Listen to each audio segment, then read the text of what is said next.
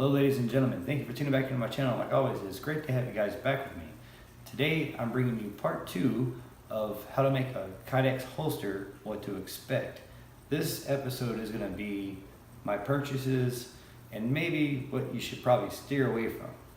And if money is an issue, there's other ways to do it to buy better stuff than what I bought.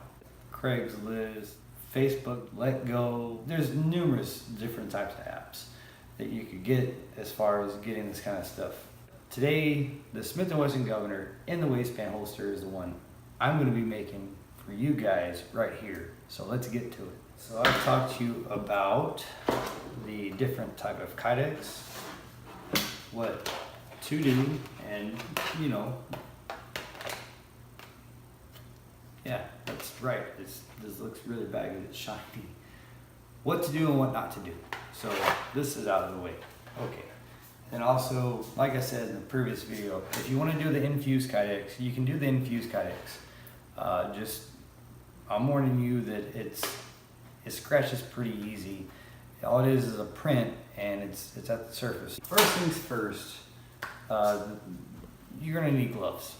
Gloves are a necessity because you're baking this stuff, I guess you could say. In order to detect the temperature, you're gonna need an infrared thermometer. Another thing you're gonna need is a 1/4 inch drill bit, which is this guy right here. You need a drill to drill your holes in the Kydex. And another one is a manly hair dryer. This works good to heat up and make yourself bald. I use this. I'll be using it a lot on the Governor case, because what I want to do is I want to take the actual Kydex past this point, but I have to have it because it's gonna hug it really tight by pressing it. So I gotta flare it back out to the sides where it just slides right out, right? So you'll see me using it, and it's pretty easy because the Kydex, when it presses. When you heat it back up, it'll start expanding back out. It's pretty neat. I'll show you a couple. If I can get to it tomorrow in the video, I'll show you a couple little things, little tricks here and there. In the bag, you get 100 of the 1/4 inch eyelets or rivets. You also need a rivet punch or rivet die, which I got right here. And I got this, all this so far, all this is on Amazon, except for the heat thermometer. I got this at Walmart, 15 bucks. The die I showed you, I believe, was $60. I might be wrong, but I think it was 60 bucks, which is kind of expensive. This also I got at Walmart, my hair dryer for men. It is $20. And then everything else is on Amazon. The Chicago clips that are 1/4 inch also is a good pickup, because sometimes you'll buy, say, either just the regular clips or the hybrid clips. I like the hybrid clips not because I like hybrid holsters, but because you can hang them on either side and get a little bit of room to play. You can move them back and forth. When this guy is positioned, it's positioned to a fixed, like this guy, it ain't moving. And also another thing you're gonna want big time is some type of clamps.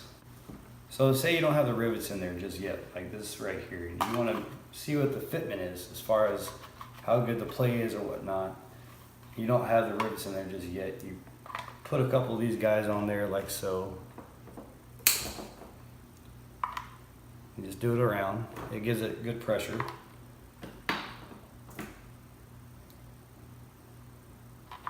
You can do it like this too, just so it simulates the actual rivets. And you can see how tight or how loose it is without having to do the rivets. So always make sure the Kydex is cool before you decide to put the clamps on there, and or even drill through it.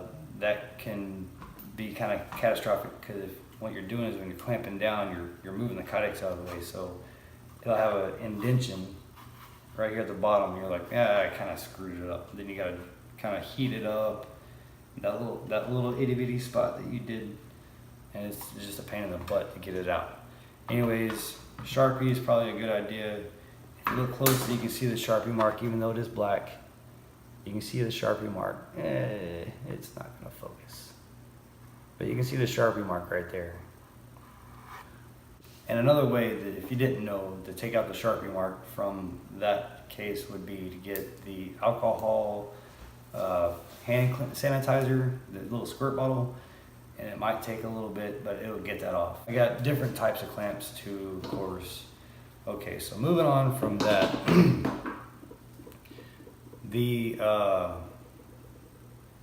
I have a 1-ton press for the eyelets. You can get this little die, you put it in there, and what you do is the Kydex comes. I'm gonna show you guys how to do this. So the eyelets come.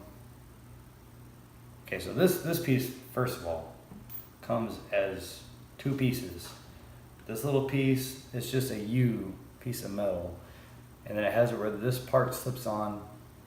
I use super glue. Super glue would just, it doesn't come loose now, so it's great. So it's one less thing to worry about. So the eyelet or the rivet comes with one of the sides that is already flared. You can kind of see it. So you put the flared side into this die right here, right? So it's sitting there perfectly. You take your piece of Kydex, and this is gonna be kind of hard to do, but you take your piece of Kydex, and this needle piece goes down from the top, and it slides in place. The Kydex right between the two right here. So the Kydex would be right here, with the eyelet going through it. And then people do take a hammer and whack it. I just whacked it. What made me whack it? I have no idea. Do you have anger management issues? Good question. I don't even know. I gave it a hell of a whack. No.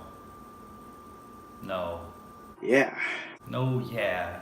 No. Like, look at it. And then they look at it, oh, it's not good enough, they whack it again. Ha But what I have is a press. It's a 1-ton press that I got from Harbor Freight. And the other piece of equipment I got is my scroll saw that messed up this here case that I will be giving away if one of you guys decide to comment on the last video. If y'all want it, I'll give it to y'all. So I'll finish it up, then I'll mail it to y'all. But you gotta live in the US, go back to the first video if you haven't seen the first one. So I got the scroll saw and it kind of messed up this case, like I said in the last video. But they're right here next to each other, and I'm gonna show you kind of messed, since I have an apartment and I don't have a house and I don't have a little work area. My kitchen island is my workbench. It's granite, so I have to be very careful. So everything's got rubber feet on it. And the reason why I didn't want to get a bandsaw that normally people have is a bandsaw. I didn't want that because I wanted something that I could maneuver around with a smaller blade. Plus maneuverability as far as being able to put it up when I have people come over. Clean all this mess up and put it in one closet. It doesn't look so cluttered because it's small stuff. But let me just show you this mess that I have. Here's my mess. Everything I'm showing you guys today is right here. Always make sure you have a tape measure. Drill bits, probably see it now better, but right there, 1/4, you can't see it at all. Okay, anyways, so on my last video I noticed that one of my holsters is kind of loose. It's this guy right here. So you put you down. Matter of fact, I'm gonna get you repositioned. I noticed one of my little rivets here on my IWI Jericho 9mm is loose. It's spinning real easy. The other one's spinning kind of easy also. And like I said, make sure that this stuff is cooled down before you do these eyelets. I'm gonna try to reflare it with you guys. So here we go. Okay, so like I said, the lighting's not very good over here. But since we're here, what I'm gonna do is I'm gonna try to line this guy up, this die, or this flare into that die at the bottom of this piece right here. So the best way to do it for me is to run this piece through the top into the actual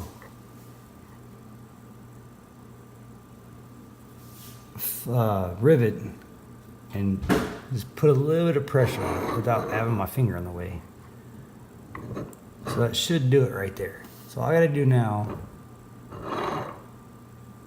is just ram it down, and it's always the same amount of pressure. So I could feel it move a little bit too. Let's see what we got. Let's see if we got anything different here. It comes out pretty easy, and it is tight. It's very, very tight. Tight as a glove. So I'm gonna do the other one too, since we're here. All you gotta do is line up the flare, and it kind of lines itself all up. So it's not too hard, but it's a lot easier than hammering. There we go. This is the guy I told you about. This is a Harbor Freight special. $99, cheap. There's no ish about it. It's dirt cheap. Hello little doggy. It's wanted me to finish up to take her outside. Yeah, she's too lazy. Anyways, what do you expect? She's 13. So this guy right here is $99, and I had to take the foot off because it just goes, the Kydex goes up and down and it just slaps around it. You can buy one or some that are better. This thing was 80 bucks, by the way. It's one of the most expensive pieces I got besides this. I expected to spend at least 100, but I would recommend that you guys spend at least 130 on a decent one. You're gonna do a bandsaw, jigsaw or something. I wouldn't do a jigsaw, but I wouldn't do anything hand, because when you have a tabletop type, it works out a lot better and it's more convenient. Now the last thing I want to talk to you guys about before I let you guys go, and that is the board that you press. So I got wood clamps, and I got the ones that just tighten down like that with your hand instead of screw, because it's quicker and you don't need extreme amount of pressure. So the cool thing is I got this little piece right here. These are probably 1/2 inch. So what I did is I cut this down. I'll tell you what it is in a minute. I cut it down to 12 by 12, and I put adhesive on it, and I glued it together. I went to the local hardware store, Lowe's, Home Depot, somewhere around there, and got this cut 12 by 12 3/4 inch plywood. And what I did here was I spent $10 and I got a big mat. It's a yoga mat. Like I said, this is all one big mess. And that stuff right there with that little green mat over there is for the leather. And I'm not gonna get into that with this. But this is the yoga mat I was telling you about. All you do is you cut it down to the size you want, and it lasts quite a while. What I didn't get to is this guy right here. That is a toaster oven I bought from Walmart also. I think I spent 60 bucks because I thought, you know what? After I'm done with this, I'll be able to, use it for cooking and stuff like that. And I'm gonna tell you guys right now, do not buy one that you're gonna cook in. If you're gonna buy one to cook in, buy that strictly for cooking. This is pretty neat stuff. This here Kydex is pretty neat stuff, but don't feed you or your family the toxins and stuff that this stuff lets off. Once you get going with it, it has a distinct smell, and just think about it. It's baking in there. And if you don't believe me, let me show you. So that's all it's been on this thing.